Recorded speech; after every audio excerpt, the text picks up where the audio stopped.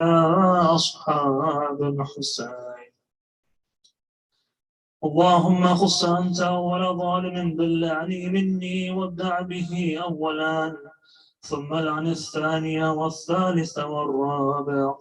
اللهم لعن يزيد خامسا، ولعن عبيد الله بن زياد وابن مرجان وعمر بن سعد والشمرة وآل أبي سفيان وآل زياد وآل مروان إلى يوم القيامة. اللهم لك الحمد حمد الشاكرين لك على مصابهم. الحمد لله على عظيم رزيته.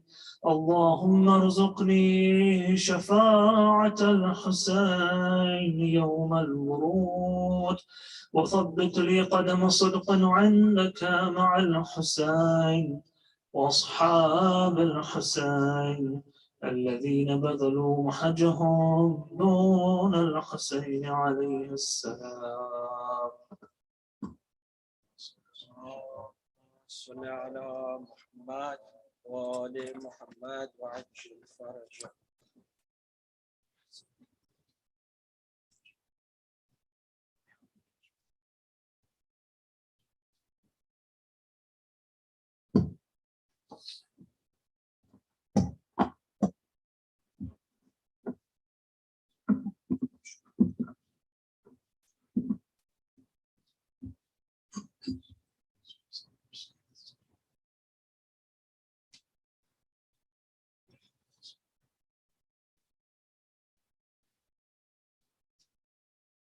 رحم الله من قرأ سورة المباركة الفاتحة. بسم الله.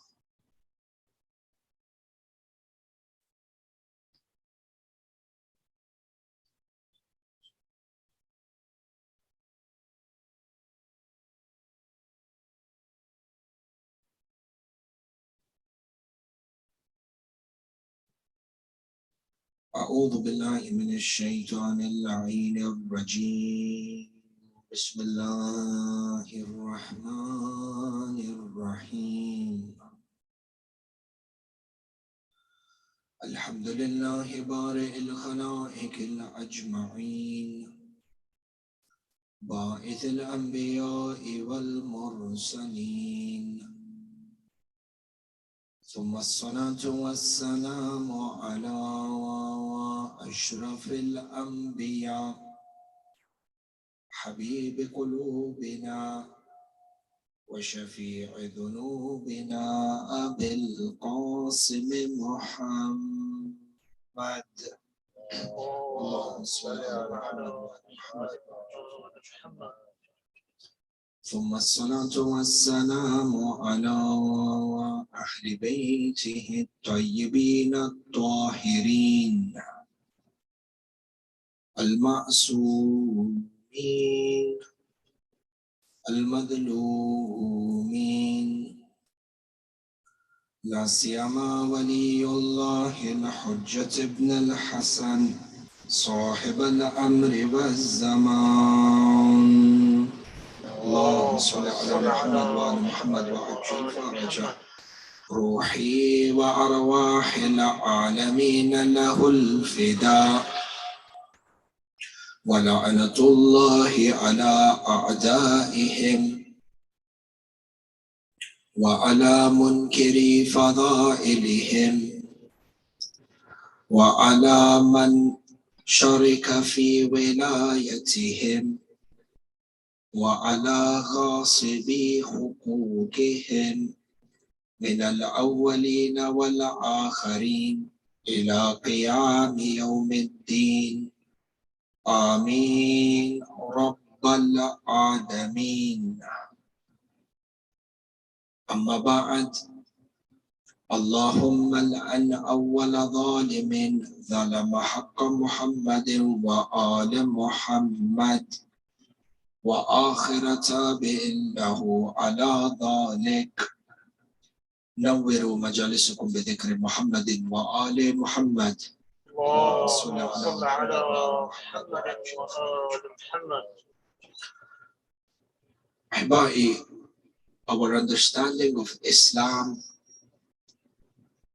in the present day is contingent upon our understanding of Islam through history, and particularly the history upon the martyrdom of Rasulullah. Because it is upon the martyrdom of the Holy Prophet of Islam that you find that two different, parallel, contradicting versions of Islam began to manifest and appear. And it is important for every Muslim who believes in the Shahada La ilaha illallah and attests to the Shahada of Risala Ashhadu anna Muhammadan Rasulullah, Allahumma salli ala Muhammad wa ala Muhammad wa ajil farajah, to revisit, to study, and to analyze the events that unfolded upon the martyrdom of Rasulullah. And if you were to look at history very briefly, by way of an overview, you find that the Muslims are unanimous on the occurrence of the event of Al-Ghadir and the declaration of Rasulullah in honor of Amir al-Mu'mineen, Man kuntu mawla fahada aliyun mawla. And from here, you find that across time, or throughout the passage of time, there have been debates in regards to the intended meaning of the word Mawla, to try and discredit the weight of that message. However, you also have across the passage of time arguments that are backed through linguistic Quranic proof that the meaning of the word Mawla means master. In either way, Rasulullah declares on the day of Ghadir that Amir al-Mu'mineen is the Mawla of all the Muslimin. The Holy Prophet of Islam is martyred towards the end of Shahr al-Safar. And immediately upon his martyrdom, the events unfold in Saqifa, where there is a setup for a military coup, because there is a military presence inside of Medina that was orchestrated during the final breaths, while Rasulullah was taking his final breaths. In parallel, an election happens. An election where there are restricted amount of people from amongst the Muhajirin and the Ansar. And within this Saqifa of Bani Sa'ad, Abu Quhafa is selected as the Khalif. People are forced to give bay'ah willingly or unwillingly. People give bay'ah willingly and others were forced to give bay'ah unwillingly. The likes of Salman al-Muhammadi, Kitab Sulaim bin Qais al-Hilali, you find that Salman was found on the streets of Medina and was strangled to the point that he was gasping for air. He was choking, he could not breathe. And in this state of desperation, the human reflex when you are choking and you are gasping for air is that you will move out your hand. And as he moved out his hand, they took this to be a sign of bay'ah. Until the affairs reach the house of Amir al-Mu'mineen and Sayyidat Nisa al-Alameen. And this is a fundamental question for us to ask ourselves, and number one, to understand as Shia Ithna Ashari. Because understanding the events of Saqifa is the root of Wilaya. Loyalty through affiliation can only come through conviction of truth and conviction by you understanding the madlumiyat of Ahlul Bayt and how victory was achieved through madlumiyah. For you have the people of Saqifa came to the house of Amirul Mu'mineen. And in the process, the house, the door was burnt down, and Sayyidat Nisa al-Alameen was assaulted, which eventually led to her martyrdom. The question for tonight over here is this. What was the intention of the people of Saqifa when they approached the house of Amirul Mu'mineen? Ubay ibn Ka'ab says there were 300 horsemen, 300 people with spears who marched from Masjid al-Nabawi to the house of Amirul Mu'mineen. And you know that the house of Amirul Mu'mineen was also connected to the masjid. There was one door. The house of Sayyidah Zahra, in essence, had two doors.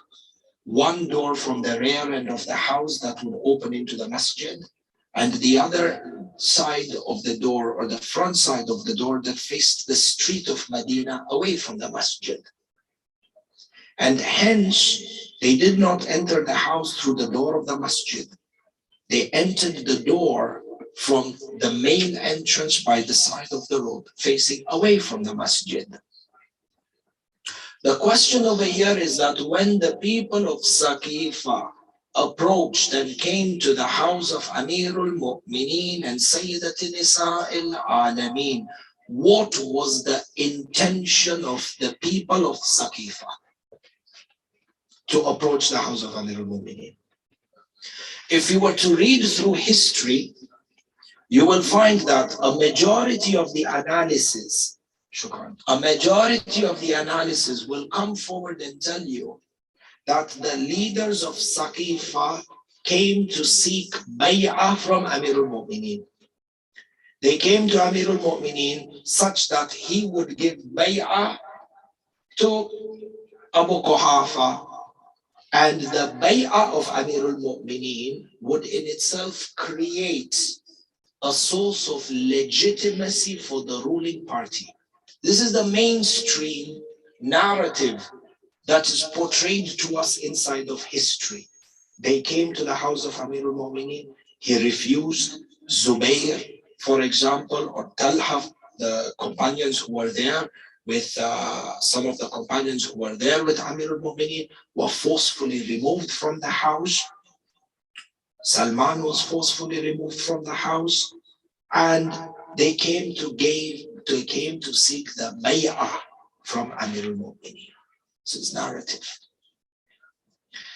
It is important at this point that we stop and we actually ask ourselves, was there another motive for the people of Saqifa to come to the house of Amirul Mu'mineen? So if you follow me, we are analyzing a very particular frame in history. Saqif, Rasulullah has been martyred. Amirul Mu'mineen is busy with the ghusl. Saqifa takes place. The Holy Prophet is buried. According to Sheikh Mufid, majority of the companions missed the burial of Rasulullah. The announcement of the leader of Saqifa is made. So they take the new Khalifa to Masjid al-Nabawi. They make an announcement for everybody to come and give bay'ah. Some people give allegiance, some people don't give allegiance. Now, when a majority of the people have given allegiance forcefully, willingly or unwillingly, what happens? The leader of Saqifa now sends a delegation of 300 armed people to the house of Sayyidah Zahra and Amirul Mu'mineen. And this is where Sayyidah Fatima al-Zahra was assaulted behind the door. So what we're doing is we're analyzing this frame of history.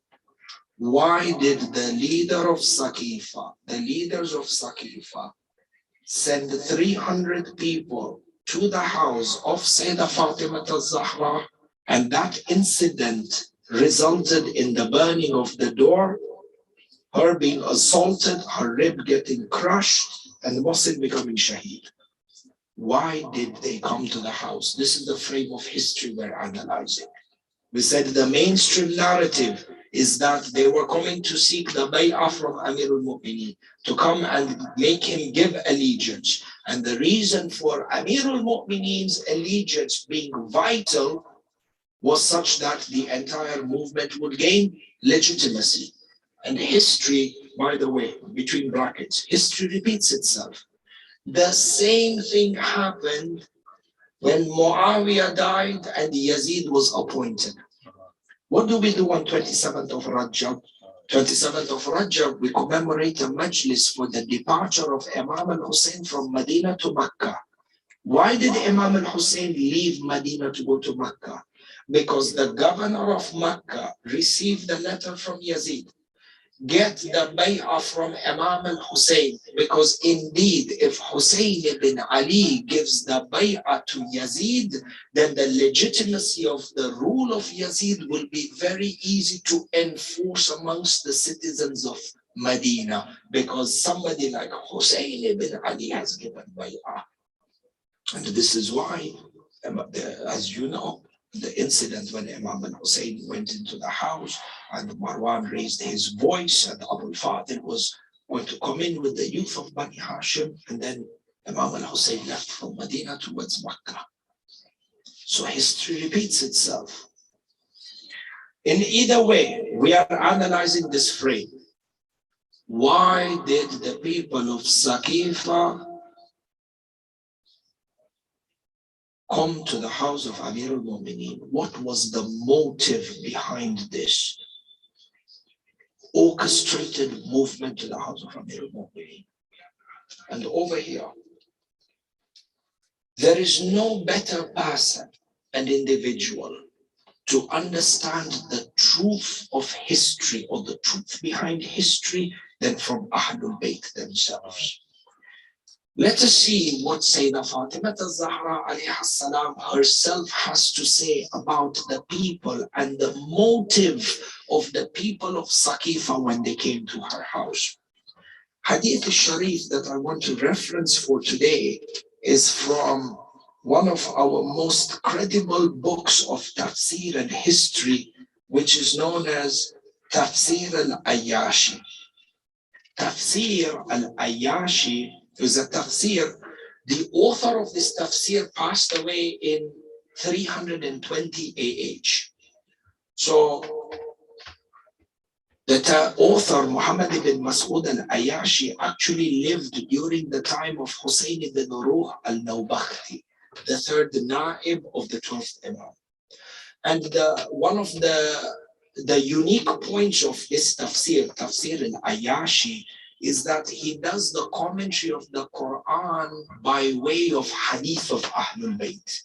So for every verse of the Quran, he doesn't put in tafsir his personal opinion or his personal understanding of the verse of the Quran.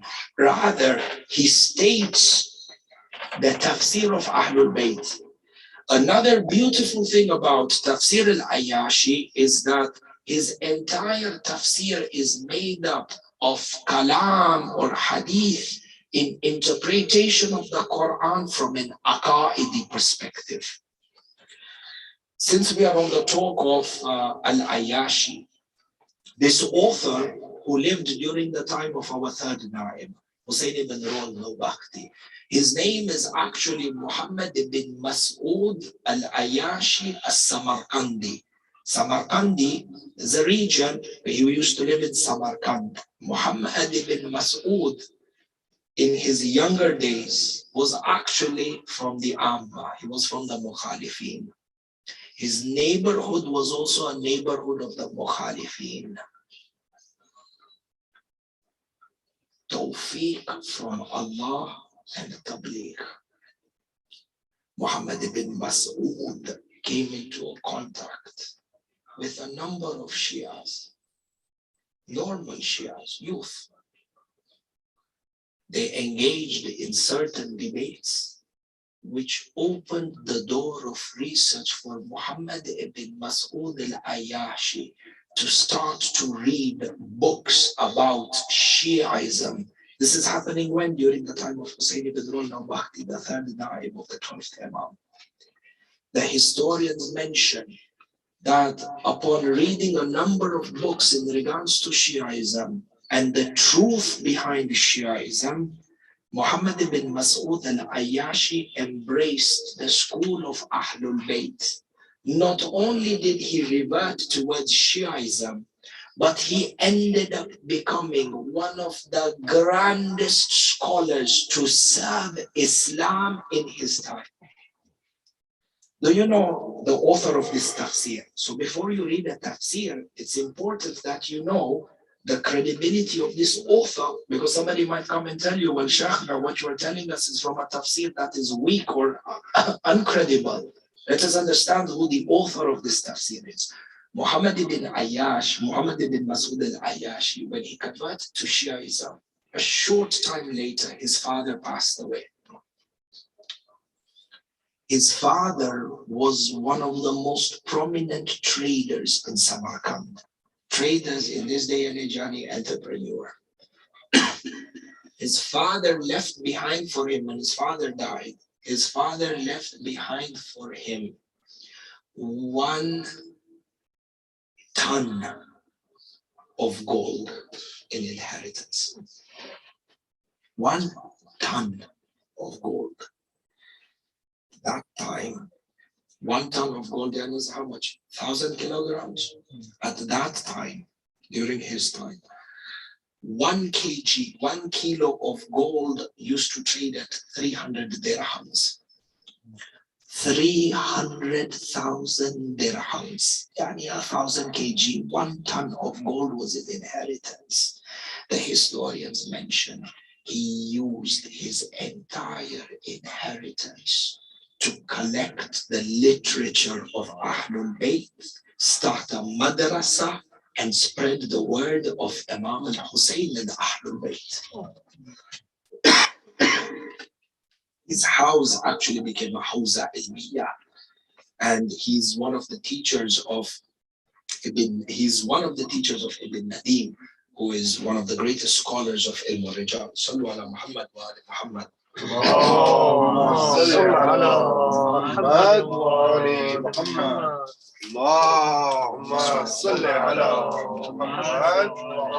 So you understand the importance of this historical text which we are depending upon. The credibility of the scholar. By the way, let me tell you what other scholars say about him. In regards to the credibility of Sheikh Ayyashi, look at what Sheikh Tusi says in regards to describing Sheikh Ayyashi. He says, Jalilul Qadr is a person of great importance and great stature. Wasi'ul Akhbar, a person who has got vast knowledge in regards to hadith. Basirun bir-riwayat. Not only does he have vast knowledge of hadith, he has a unique talent of foresight in understanding hadith. Who are these words coming from? Sheikh Tusi. So when you open Tafsir al-Ayyashi, or somebody talks to you about Tafsir al-Ayyashi, you straight away take a step back, because you are referring back to a tafsir where you know the grandeur of this person. Converted to Shiaism, no ulterior motive that he was born into a faith and is now defending it. His ikhlas is seen from the fact that he spent his entire inheritance in serving Ali Muhammad. Number 3, you have powerhouse scholars like Sheikh Tusi. Somebody like Sheikh Tusi, founder of Hawza Ilmiya Najaf al-Ashraf. Sheikh Tusi says, Sheikh al-Ayyashi had foresight when it comes to hadith. Understanding hadith is one thing, reading hadith is one thing, but extracting meaning through foresight is a different playing field altogether. So this Tafsir al-Ayyashi, you understand the importance of the scholar. You understand the importance of the book in terms of its age. It was authored during the time of the third Na'ib. And you also understand the importance of Tafsir al-Ayashi in that it is a tafsir of the Quran that solely depends on those credible hadith from Ahlul Bayt in regards to the commentary of that verse. Where today, in today's day and age, Tafsir al-Ayashi is printed in 2 volumes. If I'm not mistaken, from Surah Al-Hamd to Surah Al-Kahf in 2 volumes, and probably even translated in the English language for those who would like to check. So look at what Ayashi says. Remember, our talk is what? Our talk is analyzing the frame of history. What was the motive of the people of Saqifa to come to the house of Amir al-Mu'mineen in this incident which eventually led to the assault of Sayyidah Zahra? Remember, we said mainstream narrative is what? They came to take bay'ah from Amir al-Mu'mineen. Why? Because the bay'ah of Amir al-Mu'mineen, Imam Ali ibn Abi Talib, would gain wider legitimacy to this government of Saqifa. We are challenging this narrative by understanding the words of Sayyidah Zahra, and the reference text is Tafsir al-Ayashi. Look at what Ayashi says. Volume 2. فضرب عمر الباب برجله فكسره. Umar kicked open the door and broke it. ثم دخلوا فأخرجوا عليا ملببا. They forcefully entered the house and they removed Ali mulabbiban. Mulabbiban, you will find this in history. Again, it is used to describe the prisoners of Karbala. Mulabbiban, yani they dragged out Amir al-Mu'mineen with a rope around his neck. فخرجت فاطمة عليها السلام. So Fatima alayha salam, Sayyidah Zahra, came running out behind the house. Now, Tafsir al-Ayashi is giving you, or this tafsir, this hadith from Tafsir al-Ayashi is giving you a frame of what has happened. So if you put all the historical accounts together, what you understand is this, that when they entered the house and Sayyidah Fatima al-Zahra was assaulted, her rib cage is broken, her lung is punctured, she has just miscarried Muhsin. After all of this, فَخَرَجَتْ Fatima. In that state, Fatima came out of the house behind Imam Ali. What did she say? فَقَالَتْ, and she cried out, Ya Aba Bakr, أتريد أن ترملني من زوجي Wallah. She goes on to say, Oh Abu Bakr, do you wish to make me a widow by killing my husband? You are able to understand from these words of Sayyidah Fatima al-Zahra that when the people of Saqifa came to the house of Sayyidah Fatima al-Zahra and Amir al-Mu'mineen, the motive was not to get bay'ah from Amir al-Mu'mineen. The motive was to kill and assassinate Amir al-Mu'mineen. Which is why Sayyidah Fatima al-Zahra says, Oh Abu Bakr, do you want to make me a widow? Meaning what? She exposed the motive that they had behind. It was not about having Amir al-Mu'mineen give legitimacy to them. It was about removing Amir al-Mu'mineen from the equation of Islam altogether.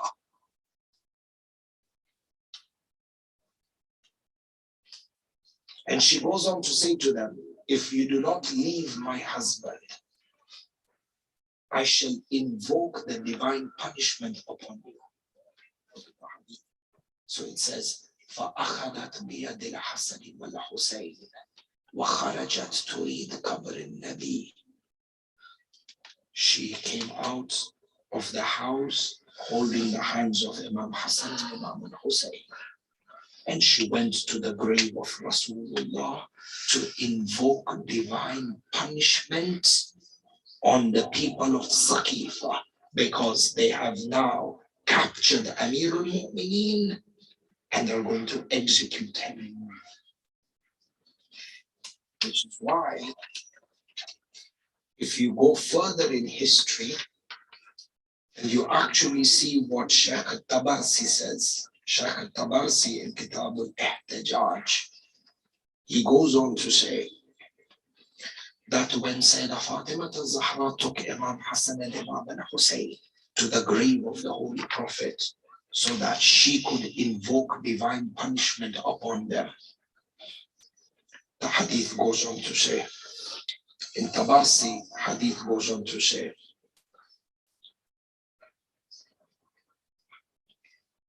Qala Salman says, Kuntu qariban minha. Salman was in the mosque. He says, I was near Sayyidah Fatima al-Zahra. So on one hand, the people of Saqifa have tied the rope around the neck of Amir al-Mu'mineen. They are getting ready to execute him. Sayyidah Fatima al-Zahra is going to the grave of Rasulullah, holding the hands of Imam Hassan and Hussein, broken rib, bleeding, going to seek for divine punishment. Salman is watching.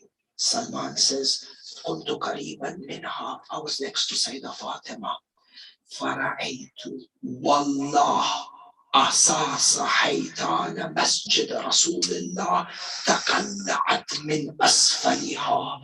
When Sayyidah Zahra was going to perform dua or invoke divine punishment, Salman says, I swear by Allah that I saw the foundations of the walls of Masjid Rasulullah rise up from the earth.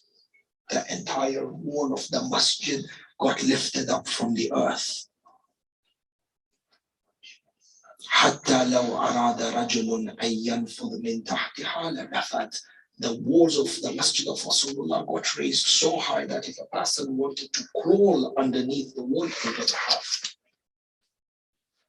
And Amir al-Mu'mineen then sent Salman and said to Salman, Adrik bint Muhammad, go and stop the daughter of Muhammad, for indeed, if she invokes the divine punishment on the Ummah, this Ummah will disappear in the blink of an eye, in the way the adab of Lut. And it is at this point when the people of Saqifa saw the walls of the Masjid of Rasulullah being raised, they let go of Ali.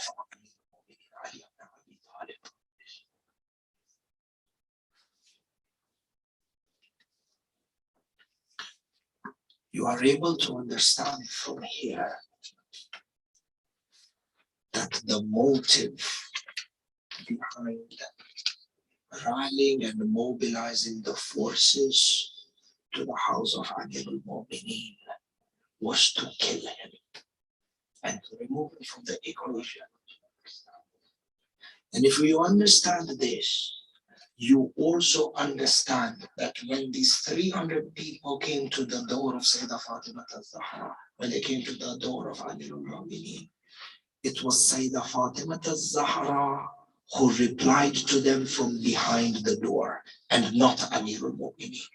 In fact, they were waiting for Amir al-Mu'mineen to come behind the door, because had Amir al-Mu'mineen come behind the door, they would have engaged him in battle, would have killed him there and then, and would have claimed that we only killed him out of self-defense. They were waiting for a reason for Amir al-Mu'mineen to come to the door so that they may attack him. Which is why when Sayyidah Zahra came behind the door, Umar ibn Khattab said to her, and why did Ali send you while he is seated in the house? And Sayyidah Fatima al-Zahra replied, what? She said, Tughyanuka ya Shaqi. It is because of your oppression that I have come here, so that I may be a hujjah between you and Allah. They were waiting for a chance to engage with Amir al-Mu'mineen and remove Ahlul Bayt from the equation upon the completion of Saqifa. It is Sayyidah Fatima al-Zahra alayha salam who was the protector of Imamat and Wilayat, and exposed their motives inside of this. In the same way, let's say that Zainab was the protector of Imamat for Imam Sajjad alayhi salam. صلوا على محمد وآل محمد.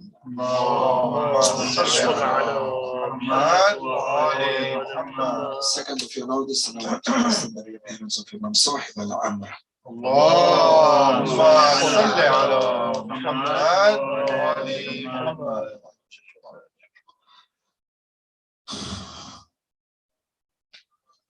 The Masahib of Sayyidati Nisa'i al-Alameen.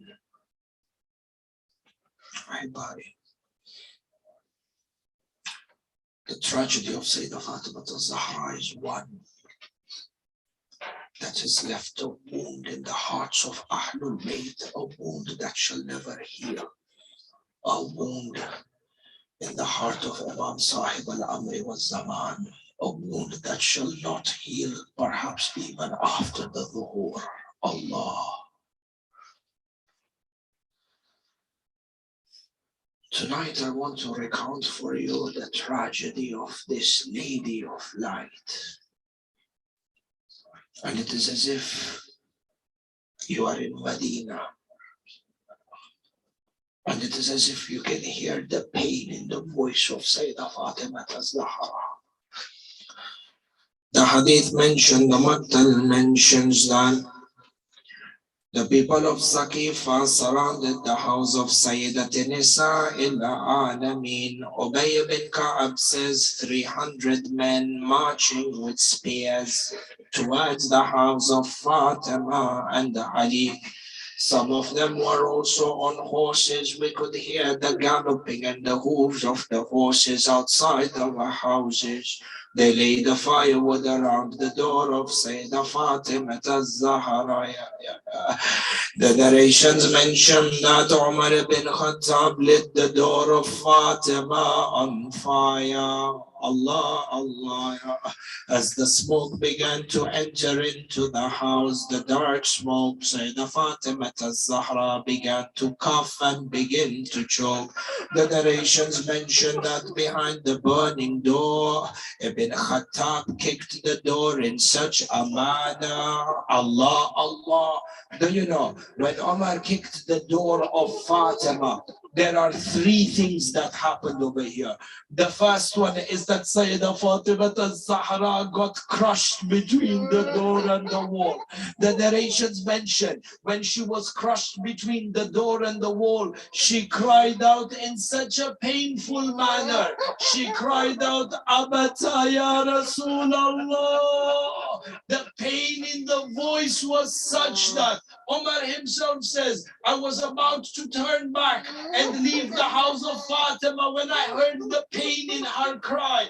But then I remembered my hatred for Ali ibn Abi Talib. So I turned around and I kicked the door for the second time. Allah, do you know that the second time he kicked the door, the rib cage of Zahra was crushed. Allah, Allah. Between this crushed rib cage, the Maktal also tells us that there was a nail that was protruding from the door, such that when Sayyidah Fatima al-Zahra was crushed between the door and the wall, in addition to a broken rib cage, that the lung pierced and punctured the lung of Sayyidah Fatima al-Zahra, she fell down to the ground. The narration mentions she has punctured her lung. She has broken her rib cage. At this point, the Fir'aun of this ummah entered into the house.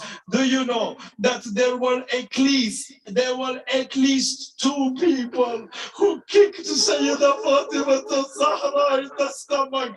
The first of them, Ibn Khattab, the Maktal says, فَرَفَسَهَا رَفْسًا شَدِيدًا. With all the strength that he had on his body, he kicked Sayyidah Fatima al-Zahra across the stomach. And when he did this, Khalid bin Walid came through the door and he kicked Sayyidah Fatima al-Zahra for a second time. Zahra was lying on the ground covered in blood. She cried out, Ya Fidda Sanidini. Allah, Allah, for the first time that the Fir'aun kicked Sayyidah Fatima, Allah, Allah, Ya Muhsin. For the second time that Khalid bin Walid kicked her, Allah, Allah, Ya Muhsin. Sayyidah Fatima al-Zahra cries out in a painful manner, Fidda kad askantu Muhsina. Oh, Fidda, Muhsin has become shaheed. History doesn't tell us. Shabab Mu'mineen, lovers of Amirul Mu'mineen. History doesn't tell us where Sayyid Muhsin was buried. I don't know how did Amir al-Mu'mineen and Sayyidah Fatima al-Zahra give ghusl and bury Muhsin. I don't know how many sleepless nights Sayyidah Fatima al-Zahra sat by the grave of Muhsin weeping for him, saying, my son Muhsin. I don't know who consoles Sayyidah Fatima al-Zahra in the darkness of the night. Zahra, don't worry, Muhsin is with Rasulullah. I don't know who comforted her, but I do know in Karbala, when Ali al-Asghar became Shaheed, and the three-pronged arrow of Hurmala pierced the throat of Ali al-Asghar, dripping the jugular veins from side to side.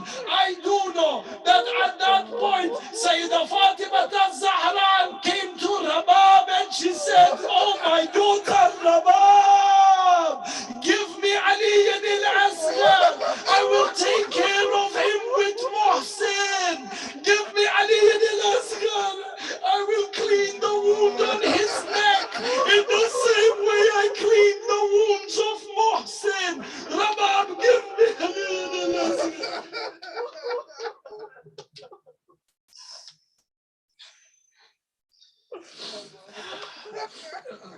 Fatima Muhsin.